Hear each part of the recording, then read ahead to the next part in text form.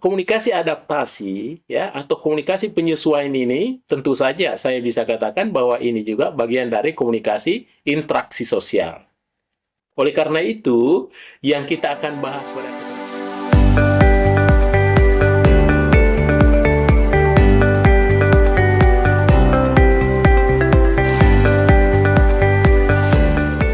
Assalamualaikum warahmatullahi wabarakatuh.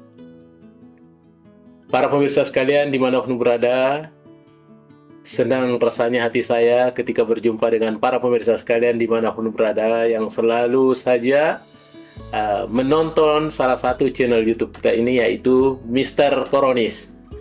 Komunikasi romantis dan humanis. Baik para pemirsa sekalian, tentu saja selalu saya menyampaikan bahwa salah satu channel YouTube kita ini yang tentunya selalu berbicara tentang gejala-gejala komunikasi atau pelaksanaan komunikasi, baik pelaksanaan komunikasi di awal komunikasi maupun pelaksanaan komunikasi setelah komunikasi berlangsung. Sebab dalam komunikasi itu ada yang disebut dengan feedback atau umpan balik. Oleh karena itu, ketika kita melakukan proses komunikasi dengan orang lain, dengan kelompok orang lain, dengan audiens, tentunya bukan berhenti di situ ya, tapi ada namanya feedback. Ada umpan balik dari sana, apakah yang dia dengar itu dia pahami dengan baik, kemudian ada yang perlu ditanggapi, ada yang perlu diluruskan, dan lain-lain sebagainya. Itulah bagian dari proses komunikasi. Baik para pemirsa sekalian, ya, tentunya kita hidup di dalam masyarakat yang heterogen. Heterogen itu berarti berlawanan dengan homogen. Kalau hidup dalam masyarakat homogen, berarti hanya satu kelompok jenis masyarakat yang kita alami. Tapi ketika kita hidup dalam masyarakat yang heterogen, ya, termasuk heterogen dari segi latar belakang pendidikannya, heterogen dari segi budayanya, ya, heterogen dari segi adat kebiasaannya, ya. Dan tentunya masih banyak lagi heterogen lainnya, mungkin terkait dengan hobinya dan lain sebagainya. Oleh karena itu, tentunya kita harus beradaptasi dengan baik. Ya, sebab kapan kita tidak melakukan satu komunikasi yang disebut dengan komunikasi adaptasi, ya, maka tentu kita tidak bisa hidup di sana, ya.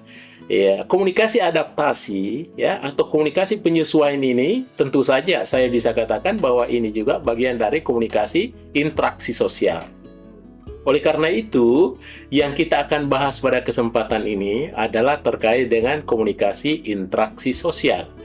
Ya, baik para pemirsa sekalian dimanapun berada. Tentu saja kalau kita berpikir sejenak, ketika orang mau berinteraksi di antara sesamanya, tentu itu merupakan satu hukum alam. Ya, hukum alam itu artinya bahwa kita dihidupkan ini, dihadirkan ke dunia ini memang perlu komunikasi antara satu dengan lainnya. Ya, menurut Aristoteles, ya, dia katakan bahwa kita ini adalah makhluk yang sun politikun, makhluk yang bermasyarakat. Tidak boleh hidup dengan sendirinya tanpa bantuan orang lain. Oleh karena itu, kita ini adalah saling kebergantungan antara satu dengan lainnya.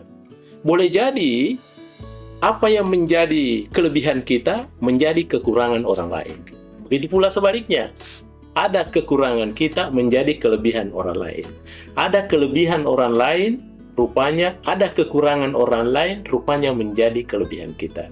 Oleh karena itu, kita tidak boleh pandang remeh antara orang satu dengan orang lainnya, siapapun dia. Ya, ketika dalam satu institusi tentu ada seorang leader, ya, pemimpinnya, tapi ada juga cleaning service-nya di dalam. Ini tidak boleh saling pandang remeh, sebab seorang leader tentu tidak boleh turun ke bawah itu sampai menyapu halaman sebagai petugas kebersihan. Tentu tidak sampai ke situ. Oleh karena itu, yang diberdayakan tentunya adalah cleaning service. Ya, begitu pula sebaliknya. Cleaning service-nya juga punya ketergantungan terhadap seorang pemimpin. Tentu dalam hal ini dia akan tetap perhatikan gajinya, rewards-nya, ya, dan tentunya penghargaan-penghargaan lainnya. Oleh karena itu, ya, kita tetap saling berinteraksi. Kita harus, karena kita ini merupakan makhluk yang saling bergantung antara satu dengan lain. Baik para pemirsa sekalian, ya. Pada kesempatan ini tentu saya akan berbicara ya secara singkat, tentu terkait dengan interaksi sosial.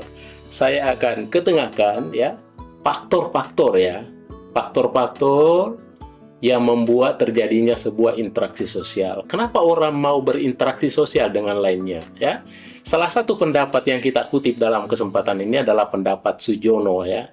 Ya, Sujono itu dalam salah satu bukunya saya baca bahwa dia katakan bahwa kenapa orang mau berinteraksi secara sosial dengan lainnya diakibatkan karena ada 4 faktor yang ada di dalamnya ya. Ya, yang pertama menurut beliau itu adalah, yang pertama adalah karena faktor peniruan. Apa itu maksudnya peniruan?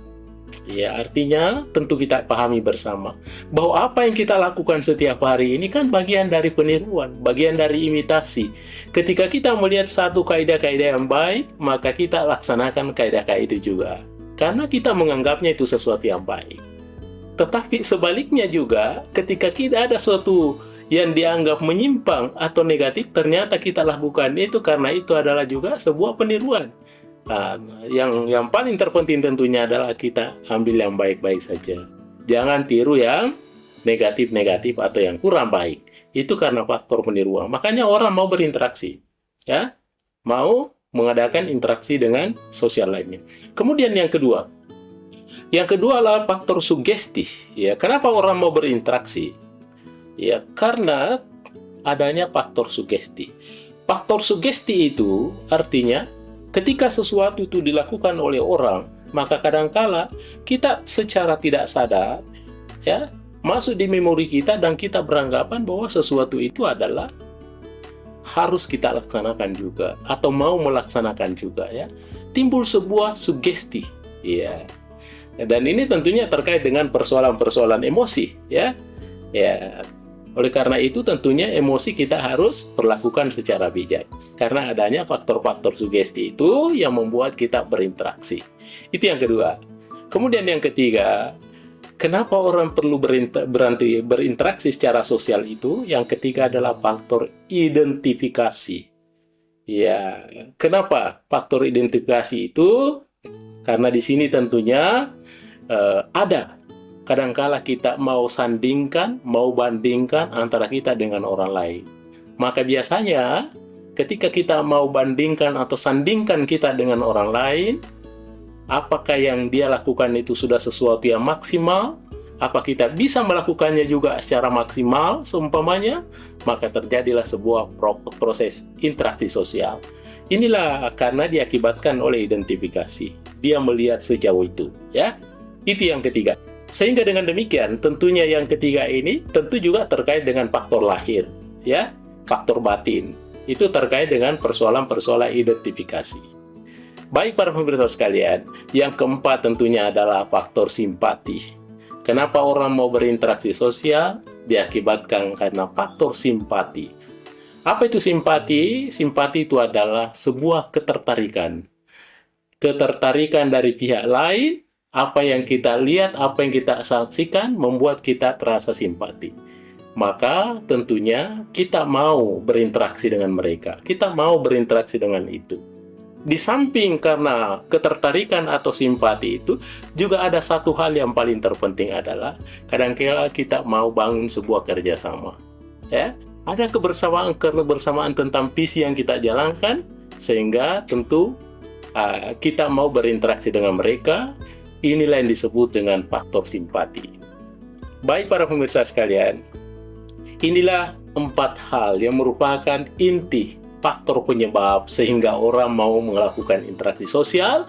Yang pertama adalah karena faktor peniruan, yang kemudian yang kedua adalah faktor sugesti, yang ketiga adalah faktor identifikasi, dan yang keempat adalah faktor simpati. Baik para pemirsa sekalian, mudah-mudahan ada manfaatnya. Inilah yang sempat saya sampaikan. Mr. Kororis mengundurkan diri. Assalamualaikum warahmatullahi wabarakatuh.